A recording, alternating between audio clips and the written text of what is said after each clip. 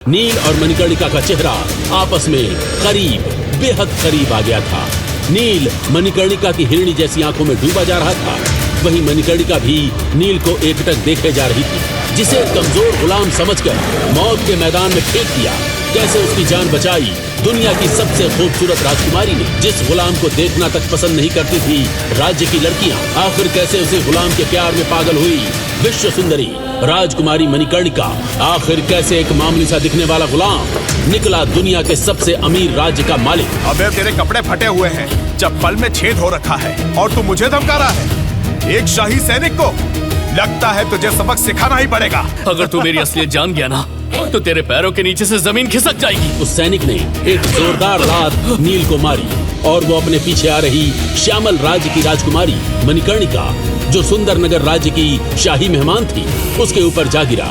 राजकुमारी मणिकर्णिका के ऊपर गिरने के कारण नील और मणिकर्णिका का चेहरा आपस में करीब, बेहद करीब आ गया था।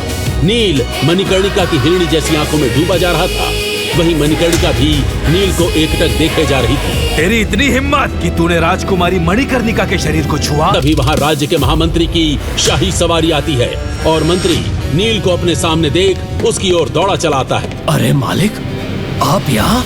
मुझे खुद बुला लिया होता। एक गुलाम से ये महामंत्री ऐसे झुककर बात क्यों कर रहा है?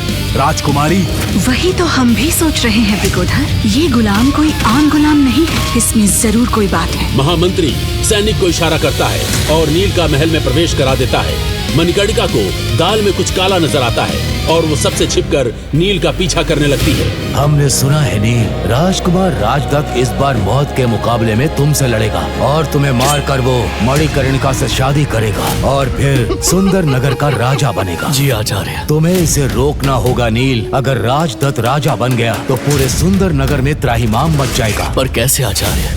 न मेरे पास उतनी ताकत बची है और न ही हिम्मत। क्या हो गया है तुम्हें नील?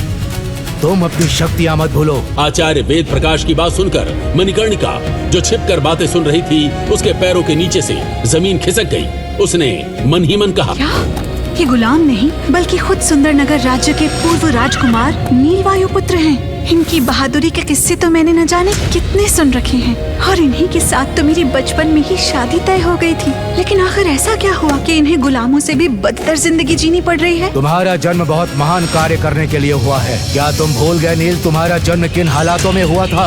क्या कहा? रानी ने दूसरे महीने में ही एक स्वस्थ बच्चे को जन्म दे दिया।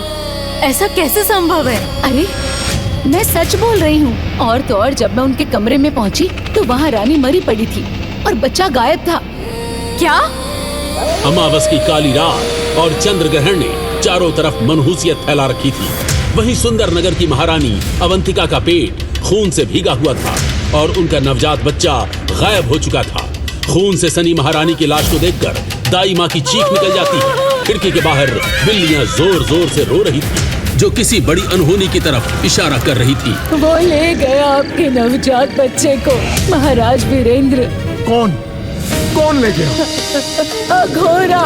हे भगवान, ये तो अपशगुन है। आज जो हुआ उससे साफ हो गया है कि खूंखार अघोरा सुंदर नगर आ गया है। न जाने वो अब क्या करेगा। अरे चुप हो जा, उसका नाम भी ना ले, वरना उसकी शक्ति और भी बढ़ जाएगी। दरअसल अघोरा एक खूंखार तांत्रिक था, जो सिद्धियां हासिल करने के लिए बच्चों का शिकार करता था और उनके शरीर को हांडी में गला के उससे जीव हथियार बनाता था। हर तरफ खून, मांस और हड्डियां पड़े थे। वहाँ का नजारा ऐसा था जैसे थोड़ी देर पहले यहाँ नरसंहार हुआ हो। वहाँ की ऐसी हालत देख राजा समझ गया कि यह अघोरा के अलावा और कोई नहीं कर सकता।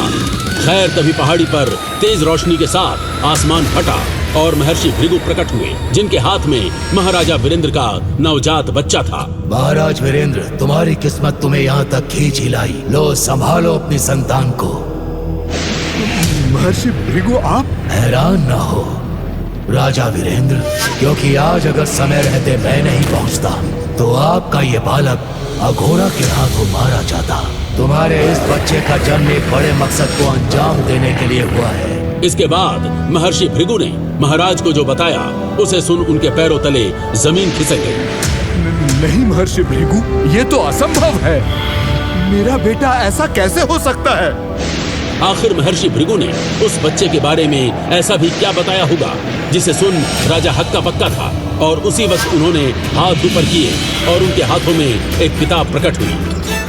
देखो राजा, मैं इस वक्त तुम्हें ज्यादा जानकारी नहीं दे सकता, लेकिन ये किताब, ये ज्ञान ग्रंथ तुम इस बच्चे को सही समय आने पर दे देना, क्योंकि आज भले ही अघोरा से मैंने इसे बचा लिया हो, लेकिन एक दिन वो फिर लौटेगा और इस बार वो पूरी फौज के साथ लौटेगा। लेकिन एक दिन कुछ ऐसा हुआ जिसने नील की दुनिया ही पलट दी। सैनिकों, गिरफ्तार कर लो इस कातिल को। मेरे बड़े भैया का हत्यारा है ये। पहले पैदा होते ही अपनी माँ को खा गया और अब अपने बाप को भी मार डाला। सैनिकों, बंद कर दो इसे काल कोठरी में और इसे ऐसा सबक सिखाओ कि मौत भी कांप उठे। छोड़ो, छोड़ो मुझे, पिताजी। नील कुछ सोच समझ भी पाता, इससे पहले ही उसके साथ ये सब हो गया। उसके दोनों चाचाओं के कहने पर उसे जेल में डाल दिया गया और वो बन गया अपराधी, वो भी उस अपराध का जो उसने किया ही नहीं था। नील के चाचाओं और राजा वीरेंद्र के सौतेले भाइयों नागेंद्र और यजुवेंद्र ने सत्ता हथियाने के लिए एक षड्यंत्र रचा।